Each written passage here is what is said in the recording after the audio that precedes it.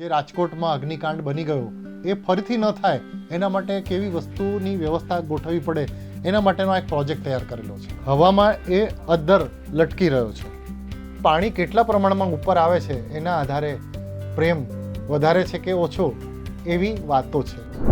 અમદાવાદમાં એક એવું સ્થળ આવેલું છે કે જ્યાં બેઠા બેઠા તમે ભારત ભ્રમણ કરી શકો, વર્લ્ડ ટૂર કરી શકો, અરે આખા બ્રહ્માંડની મુસાફરી કરી શકો. અમદાવાદમાં કે ગુજરાતમાં તમે ફરવા માટે તો ઘણી બધી જગ્યાએ ગયા હશો, પરંતુ એક એવું સ્થળ કે જ્યાં તમે તમારા બાળકોને લઈ જશો તો એમને મજ્જો પડી જશે. એક એવું સ્થળ કે જ્યાં વિજ્ઞાનના અઘરા લાગતા સિદ્ધાંતો તમને શીરાની જેમ ગળે ઉતરી જશે. હું ધનંજય રાવલ, એક સાયન્સ કોમ્યુનિકેટર તરીકે મારું નામ જાણીતું થયું છે. એ વિદ્યાર્થીઓને, બાળકોને અને ઇવન સામાન્ય માણસોને પણ જે વિજ્ઞાનના ક્ષેત્રમાં ન હોય એ લોકોને પણ કંઈક કરવાની ઈચ્છા છે પણ એને યોગ્ય માર્ગદર્શન કે એવું કંઈ મળતું નથી.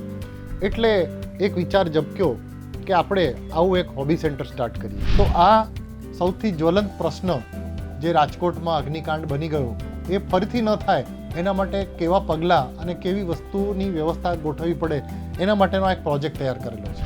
અહીંયા તમે જોશો તો આ એક સેન્સર જે ખૂબ જ સસ્તું મળે છે. તમારે ભંગારમાં ગીઝર કે ઇસ્ત્રી હોય એમાંથી એક સેન્સર કાઢો. એ સેન્સર કાઢીને અહીંયા આપણે વાપરેલું છે.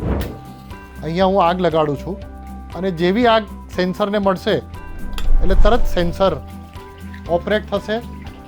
સર્કિટ દ્વારા એ સિગ્નલ મોટરને મળશે. આ સબમર્સિબલ પંપ છે. આ સબમર્સિબલ પંપ દ્વારા પાણીનો છંટકાવ જ્યાં જ્યાં એનું કનેક્શન કરેલું છે ત્યાં થશે. આનો આપણે સ્કૂલમાં કરી શકીએ, મોલમાં કરી શકીએ, ગેમ ઝોનમાં કરી શકીએ. મિત્રો, અમે આવ્યા છીએ અમદાવાદના અંકુર સાયન્સ હોબી સેન્ટરમાં અને અહીં અમને ઘણી બધી વિજ્ઞાનની થિયરીઝ, મોડેલ્સ દ્વારા સમજવા મળી. શરીર રચના સમજવા માટે આપણે લેબોરેટરીમાં કે હોસ્પિટલમાં જઈએ છીએ, પણ એમાં ત્યાં જવાની જરૂર નથી. ગમે ત્યાં બેઠા હોઈએ અને આપણી પાસે જે કંઈ વસ્તુઓ હોય પ્રયોગો માટે એના દ્વારા પણ શરીર રચનાની સમજ આપણે મેળવી શકીએ છીએ. અહીંયા હું તમને આપણી આંખની કાર્યરચના સમજાવવા માગું છું. મારી સાથે પ્રયોગ કરવા માટે ભાઈ બેઠા છે અને તમારે એક કામ એ કરવાનું છે કે મારા હાથમાં સિક્કો છે અને આ સિક્કો મેં અહીંયા રાખેલો છે. તમે મને સૂચના આપશો અને એ પ્રમાણે હાથ હું પાછો લઈ જઈશ અને હાથ બિલકુલ ગ્લાસની સામે આવે અને હું સિક્કો છોડી દઉં તો એ અહીંયા પડવો જોઈએ. બરાબર છે? તમે સૂચના આપો એ પ્રમાણે હું કામ કરીશ. ઠીક છે? હા, જવા દો. આરામથી બેસીને મને તમે જવાબ આપજો.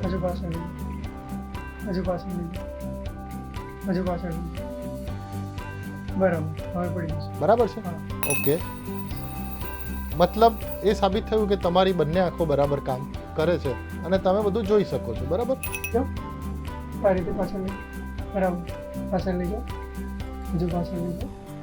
થોડું આગળ લાવો. આમ આગળ. હવે પાછળ લઈ જાઓ.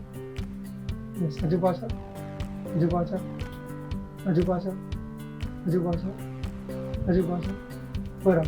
બરાબર છે? ખોલો બંને આંખ. તો એક આંખથી જોયું તો તમારું જે એસ્ટિમેટ હતો એ સાચો પડ્યો નહીં. એનું કારણ શું? તો ઘણીવાર મનમાં આપણને પ્રશ્ન થાય કે કુદરતે આપણને બંને આંખો આપી છે, એ આંખો ઉપર અને નીચે કેમ નથી આપી, ડાબી ને જમણી બાજુ કેમ નથી આપી? તો એનું કારણ છે કે આપણી શરીરમાં આંખો, નાક, કાન, જીભ, ચામડી એ બધા સેન્સર છે અને એ સેન્સર દ્વારા સિગ્નલો આપણા બ્રેઇનમાં જાય છે અને પછી બ્રેઇન નક્કી કરે છે કે આપણે શું જોયું, શું નહીં. બે આંખો દ્વારા બે અલગ અલગ દ્રશ્યો આપણી આંખમાં જાય છે અને બંને દ્રશ્યો એક સાથે બ્રેઇનમાં જાય છે અને બંને દ્રશ્યો એકબીજા ઉપર સુપર ઇમ્પોઝ થાય ત્યારે આપણને ત્રીજી વસ્તુ જોવા મળે છે. એક આંખથી તમને જે દ્રશ્ય દેખાય છે એ દ્રશ્યની તમને લંબાઈ અને પહોળાઈ જ દેખાય છે, પણ બે આંખથી જ્યારે તમે દ્રશ્ય જુઓ ત્યારે લંબાઈ, પહોળાઈ અને દ્રશ્યની ઊંડાઈ પણ ખ્યાલ આવે છે. બરાબર છે? આ સિક્કો બિલકુલ ગ્લાસ ઉપર આવ્યો કે નહીં એનો ખ્યાલ બે આંખથી તમે જુઓ ત્યારે જ ખ્યાલ આવે. વિજ્ઞાન એ આશ્ચર્ય અને ચમત્કારનો ભંડાર છે અને આ રીતે જો વિજ્ઞાન વિદ્યાર્થીઓ સામે, લોકો સામે રજૂ કરવામાં આવે તો તે ખૂબ જ રસપ્રદ બને છે. અહીંયા તમે જોશો તો એક પૃથ્વીનો જે દડો છે એ હવામાં અદ્ધર લટકી રહ્યો છે અને ગોળ ગોળ ફરી રહ્યો છે. અહીંયા તમે જોશો તો એનો જમીન સાથે કોઈ સંપર્ક નથી. હવામાં એ અદ્ધર લટકી રહ્યો છે. તો આ જે ટેકનોલોજી છે એ ટેકનોલોજી વર્ષો પહેલાં પણ આપણા મંદિરોમાં જોવા મળતી હતી. અને એનું સૌથી સારું ઉદાહરણ આપણે લેવું હોય તો કોનાર્કનું સૂર્ય મંદિર. અત્યારે આ સૂર્ય મંદિર જે તમને દેખાય છે, આ મંદિરની પાછળ જેને કહેવાય ગર્ભદ્વાર અહીંયા હતું. આ તો રંગમંડપ છે, પાછળ મોટું મંદિર ગર્ભદ્વાર હતું. અને એ ગર્ભદ્વારની ઉપર, કોઈ પણ મંદિરની ઉપર તમે ઉપર જે કળશ જુઓ છો, એ કળશ આ રીતે એ મેગ્નેટનો બનેલો ગોળો વર્ષો પહેલાં ગોળ ગોળ ફરતો હતો અને એ આ લેવિટેશનના સિદ્ધાંત દ્વારા કામ કરતો હતો. અહીંયા તમે જોશો તો આ તમને જે પુસ્તક દેખાય છે, ખરેખર તો એ પુસ્તકનું આઉટર છે, પણ અંદર એક મેગ્નેટિઝમ છે, અંદર ઇલેક્ટ્રોમેગ્નેટિઝમની વ્યવસ્થા કરેલી છે. એ વખતે ઇલેક્ટ્રોમેગ્નેટિઝમ નહોતું, પણ મેગ્નેટ તો હતું જ. તો આની અંદર ઇલેક્ટ્રોમેગ્નેટિઝમ દ્વારા ચુંબકત્વ ઉત્પન્ન કરવામાં આવે છે અને આ મેગ્નેટની અંદર પણ એક ચુંબક છે. એટલે એ આકર્ષણ અને અપાકર્ષણના સિદ્ધાંતના આધારે આ જે પૃથ્વીનો દડો છે એ હવામાં અદ્ધર લટકી રહ્યો છે. આવી જ વ્યવસ્થા એ મંદિરના કળશમાં કરેલી હતી અને એ હવામાં અદ્ધર ગોળ ગોળ વર્ષો પહેલાં ફરતો હતો. સૂર્ય મંદિર જે છે કોનાર્કનું, એમાં તો ચારે બાજુ તમે જુઓ તો શરૂઆતથી અંત સુધી ખગોળશાસ્ત્રની ભરપૂર માહિતી પડેલી છે. આમ આપણા મંદિરો પણ એક વિજ્ઞાનની યુનિવર્સિટી અથવા તો એક મ્યુઝિયમ તરીકે કામ કરતા હતા. તો આ પણ ઇલેક્ટ્રોમેગ્નેટિઝમ દ્વારા, એટલે કે લેવિટેશનના સિદ્ધાંત દ્વારા કામ કરે છે. અને હવે તો લેવિટેશનના સિદ્ધાંત દ્વારા ઘણી બધી વસ્તુઓ પણ બની ગઈ. એમાંની એક વસ્તુ છે લેવિટેશન ટ્રેન. અત્યારે આપણે બુલેટ ટ્રેનની વાત કરીએ છીએ, પણ હવે તો લેવિટેશન ટ્રેન આવી ગઈ. આ તમે જોશો તો એક લેવિટેશન ટ્રેનનું મોડલ બનાવેલું છે અને એ પણ હવામાં બિલકુલ ફ્લોટ થઈ રહ્યું છે. તમે જોશો તો એને કોઈ પણ આધાર નથી. હવે તમે જોશો તો એ ગોળ ગોળ પોતાની રીતે ફર્યા કરશે. એનો આપણે કોઈ પણ આધાર રાખેલો નથી, હવામાં એ ફ્લોટ જ તૈયાર કરે છે. તો આ લેવિટેશન સમજવા માટેના મોડલ છે. બાળકોને ખૂબ જ આશ્ચર્ય થાય છે અને એના દ્વારા એ લોકોને વિજ્ઞાનમાં રસ પડે છે. આવા અસંખ્ય મોડલો અમે તૈયાર કરેલા છે. આ અમારું ખૂબ જ પ્રખ્યાત, જેને કહેવાય all time favourite scientific toys છે. ખૂબ જ આશ્ચર્ય અને એટલું જ વિજ્ઞાન આમાં ભરેલું છે. આને આપણે આંગળી ઉપર બેલેન્સ કરવાનું છે. હું જો તમને કહું કે આને આંગળીના ટેરવા ઉપર આ ઊભું રાખો તો એ શક્ય છે. હું ટ્રાય કરું છું અને તમે ટ્રાય કરશો તો પણ એ શક્ય નહીં થાય, કારણ કે આ બાજુ વજન બહુ વધારે છે એટલે પડી જાય છે. પણ જો એ જ જગ્યાએ હું આટલો વજનદાર બેલ્ટ રાખું, એટલે કે વજન બીજું હું ઉમેરું અને પછી જોઉં તો શું થાય છે, તો એ પડશે નહીં. તો પહેલી નજરે તો આપણને એવું લાગે કે આ જાદુ થયો, ચમત્કાર થયો, પણ એ જાદુ નથી, ચમત્કાર નથી. એની પાછળ પણ વિજ્ઞાન છે. વિજ્ઞાનનો સૌથી મહત્વનો કોન્સેપ્ટ, જેને આપણે ગુરુત્વ મધ્યબિંદુ, સેન્ટર ઓફ માસ અથવા સેન્ટર ઓફ ગ્રેવિટી તરીકે ઓળખીએ છીએ, એને આપણે માત્ર ગોખી નાખીએ છીએ. પણ એ જો તમે ગોખશો તો સ્પેસ સાયન્સમાં તમે કશું કરી શકશો.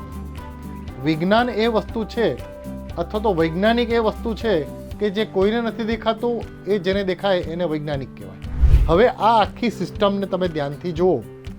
તમે બરાબર સામે જ ઊભા છો અને આ સિસ્ટમ જે મારી આંગળી ઉપર લટકાયેલી છે, અને ત્યાંથી એક કાલ્પનિક રેખા તમે નીચેની તરફ લંબાવો તો તમને ખ્યાલ પડશે કે બેલ્ટનો અડધો ભાગ મારી આંગળીની આ બાજુ આવે. તમે જો હું એક કાલ્પનિક રેખા કરું છું તો તમને બેલ્ટનો અડધો ભાગ મારી આંગળીની આ તરફ દેખાય છે, અડધો ભાગ આ બાજુ. એટલે વજન બંને બાજુ વહેંચાયેલું છે, એટલા માટે આ સિસ્ટમ અહીંયા લટકેલી છે. તો સેન્ટર ઓફ માસ સમજવા માટે આ એક અદ્ભુત સાયન્ટિફિક ટોયસ છે. જ્યારે હું સ્કૂલમાં ભણતો હતો અને ત્યાર પછી મારી કોલેજ પૂરી થઈ ત્યારે, અને જ્યારે વિજ્ઞાનના પુસ્તકો વાંચું, બાલભવનમાં જઉં, ત્યારે વિજ્ઞાન પ્રત્યે મને એક અલગ પ્રકારની લાગણી અને મનમાં એવું થયા કરે કે આ ફિલ્ડમાં કંઈક કરું. ઘણી બધી વખત તો એવી પણ ઘટના બની ગઈ કે હોબી સેન્ટરમાં અમે 3 જણા જ કામ કરતા હતા. એક અમારા પ્યુન, અમે કાકા કહેતા હતા, એક બેન અને હું. આખા દિવસ દરમિયાન માત્ર 150 રૂપિયાની આવક થઈ હોય ત્યારે 50 રૂપિયા 3 જણા વેચીને અમે ઘરે જઈએ.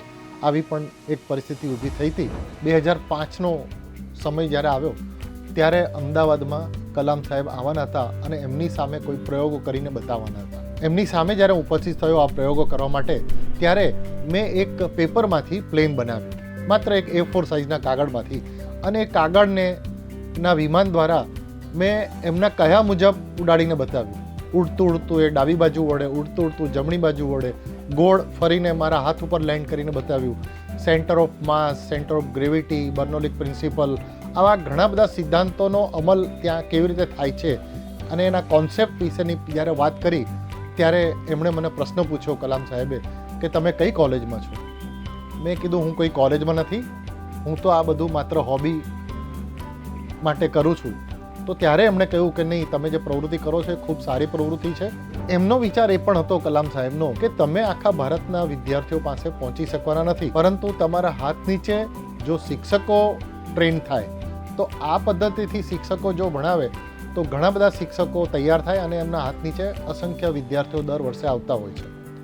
એટલે અત્યાર સુધી મેં ઘણા બધા ભારતભરમાં વિજ્ઞાન શિક્ષકોને તાલીમ આપેલી છે, વર્કશોપ કરેલા છે. હોબી સેન્ટરની જ્યાં સુધી આપણે વાત કરીએ છીએ તો હોબી સેન્ટર આ 15મી ઓગસ્ટે 40 વર્ષ પૂરા થશે, એની સ્થાપના થઈ. અમે ઘણા બધા અંગ્રેજી ફિલ્મ જોયા હતા, જેમ કે Chitty Chitty Bang Bang, those magnificent men are in their flying machine. આ બધામાં જ્યારે જોઈએ ત્યારે એમાં અમને જોવા મળતું હતું કે આ બધા લોકોના ઘરમાં એક નાનકડું વર્કશોપ હોય અને વર્કશોપમાં એ લોકો જાતે કંઈ ને કંઈ જાતની વસ્તુઓ બનાવે.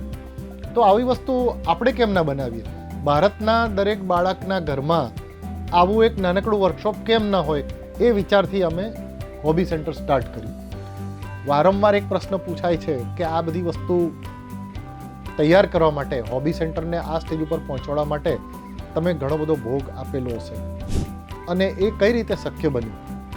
તો જો એક જ વાક્યમાં આનો જવાબ આપવો હોય તો હું સિંઘમનો ડાયલોગ બધાને વારંવાર કહું છું કે મેરી જરૂરતે કમ इसलिए मुझ में है दम. અમે અમારી બીજી બધી જરૂરિયાતોને ખૂબ જ ઓછી કરી અને એટલા માટે આ હોબી સેન્ટર ચાલ્યું. અમારી જોડે માત્ર 5 જોડી કપડાં છે. વર્ષોથી તમે જોશો મારી ફેસબુક ઉપર તો એ જ બધા કપડાં તમને જોવા મળશે. અમને પાન મસાલાની કોઈ આદત નથી, અમે ક્યારેય રેસ્ટોરન્ટમાં જમવા જતા નથી. તો આ બધી જરૂરિયાતોને ઓછી કરીને અમે અમારું હોબી સેન્ટર ચલાવીએ છીએ અને હવે એને ઘણા બધા લોકો દ્વારા એને એપ્રિશિએટ કરવામાં આવ્યું છે અને એનો લાભ દેશના અસંખ્ય લોકો લઈ રહ્યા છે. દોસ્તો, લવ ટેમ્પરેચર નામે ઓળખાતું આ ગિફ્ટ આઇટમ 14 ફેબ્રુઆરીના દિવસે ખૂબ જ વેચાય છે. કેમ કે આમાં લવ ટેમ્પરેચરનું માપ આપણને જોવા મળે છે. તમે જુઓ કે આને આપણે હાથથી અહીંયા પકડી રાખીશું તો હવે ટેમ્પરેચર તમને વધતું જોવા મળશે. અને ધીરે ધીરે તમે જોશો તો એનું લેવલ, નીચે જે પાણી છે એ પાણી ધીરે ધીરે ઉપર તમને આવતું જોવા મળે છે. અને આ પાણી કેટલા પ્રમાણમાં ઉપર આવે છે એના આધારે પ્રેમ વધારે છે કે ઓછો એવી વાતો છે. પણ દોસ્તો, આમાં પ્રેમને કોઈ લેવા દેવા નથી. માત્ર ને માત્ર વૈજ્ઞાનિક ઘટનાને કારણે આ પાણી નીચેની જે ભાગ છે એમાંથી એ ઉપર આવે છે. તો આની પાછળનું વૈજ્ઞાનિક કારણ શું છે એ તમારે મને કહેવાનું છે. મિત્રો, એમ તો વિજ્ઞાનને અઘરો વિષય માનવામાં આવે છે, પરંતુ આ સાયન્સ સેન્ટરની મુલાકાત લીધી ને પછી મને લાગ્યું કે જો આ રીતે દરેક વિદ્યાર્થીને ભણાવવામાં આવે તો બધાને ઇઝીલી સમજાઈ જાય અને વિજ્ઞાન સરળ લાગવા માંડે. દોસ્તો, ભણતી વખતે તમે ચરક છે, સુશ્રુત છે, આર્યભટ્ટ છે, આવા ઘણા બધા ઋષિમુનિઓના નામ સાંભળ્યા હશે. એમણે સાયન્સ માટે કેટલું બધું કર્યું એ પણ સાંભળ્યું હશે અને ભારતના ભવ્ય વારસા વિશે પણ સાંભળ્યું હશે. પરંતુ આજની પેઢીને ઇઝીલી સાયન્સ સમજાવવા માટે આવા ઘણા બધા લોકો કામ કરે છે. એમને પણ વખાણવા જોઈએ અને એમની સાથે શક્ય એટલો પ્રયાસ કરવો જોઈએ કે સાયન્સ લોકો સુધી પહોંચે અને વિદ્યાર્થીઓ ભણી શકે, સમજી શકે.